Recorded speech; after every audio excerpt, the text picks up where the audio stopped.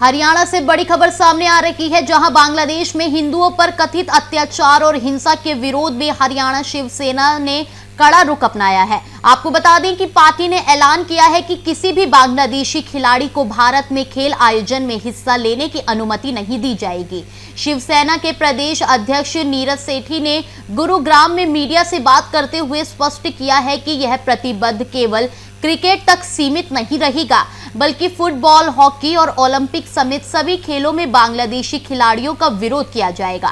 उन्होंने कहा कि शिवसेना कार्यकर्ता संकल्पित हैं कि तब तक विरोध जारी रहेगा जब तक बांग्लादेश में हिंदू अल्पसंख्यकों पर अत्याचार का सिलसिला बंद नहीं होता।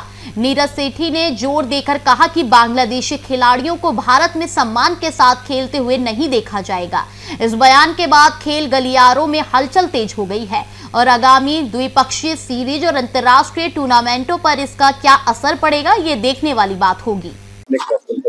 बांग्लादेश को लेकर के कोई आपने बात कही है, खिलाड़ी को लेकर के क्या वो बात है? सर, ऐसा है जिस हिसाब से हमारे हिंदुओं के ऊपर अत्याचार हुए बांग्लादेश में, तो हम लोगों ने ये चेतावनी दी है। शिवसेना हरियाणा की तरफ से ये चेतावनी है कि हम लोग बांग्लादेश के खिलाड़ियों को आईपीएल के अंदर हिंदुस्तान में खेलने नहीं देंगे। तो ये सिर्फ आईपीएल के लिए है या कोई कहीं भी खेलने? अभी तो आईपीएल आ रहा है, इसलिए आईपीएल के लिए बोलूंगा जी मैं फिलहाल।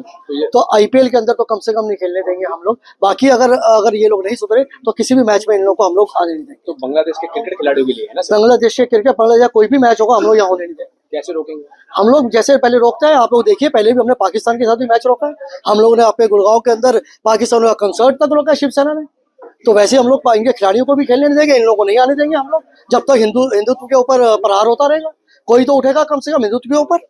सरकार से सरकार क्यों नहीं कर रही, इस तरह से सरकार से तो वही तो मांग है साहब, इसीलिए प्रेस कॉन्फ्रेंस में बोल रहा हूँ। सरकार से निवेदन है, हाथ जोड़ के सरकार से निवेदन है कि शिवसेना हरियाणा को सड़कों पे मत आने दो, शिवसेना हरियाणा को अपने तरीके से मत लड़ाई लड़ने दो, इसको रोको उधर। अगर नहीं रोकेगा तो किसी को तो सामने आना ही है करने के लिए। और शिवसेना हरियाणा इस वक्त प्रतिबद्ध है, मेरे साथी सब साथ में खड़े हैं, ये सब प्रतिबद्ध है अभी कि हम लोग सड़कों पे उतरेंगे, हम लोग इन लोगों को नहीं आने देंगे। जो आप मानते हैं कि खिलाड़ियों को विरोध करने से जो बांग्लादेश है वो सुधर जाएगा और वहाँ नहीं, खिलाड़ियों को रोकने से कम संदेश तो जाएगा। अभी तो संदेश भी कुछ नहीं जा रहा। अभी आपके एक पत्रकार मित्र मुझे बोल रहे थे कि हिंदू क्यों नहीं जागरूक हो रहा है। हिंदू कहाँ से जागरूक होगा?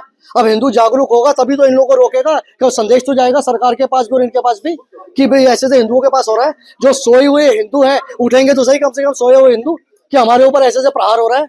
आज पहले पाकिस्तान हुआ, अब बांग्लादेश हो रहा, फिर तो हिंदुस्तान में आएगा इधर। इसलिए हम लोग ये नहीं चलने देंगे। लगातार जिस तरह से हमले हुए, दिल्ली कांड हुआ या वो हिमाचल में कांड हुआ, कैसे देखते हैं आतंकवादी घटनाओं को?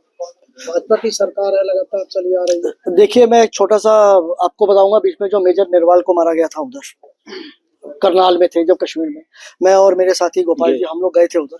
और मैं बहुत आदरणीय एकनाथ शिंदे साहब का और आदरणीय अरसूल जो हमारे राष्ट्रीय सचिव हैं, उनका धन्यवाद करूंगा। एकमात्र वो लोग थे जिन्होंने मेरे सामने फोन पर उनको बोला था अगर वो बिटिया को जॉब चाहिए तो शिवसेना कहीं ना कहीं कर देगी।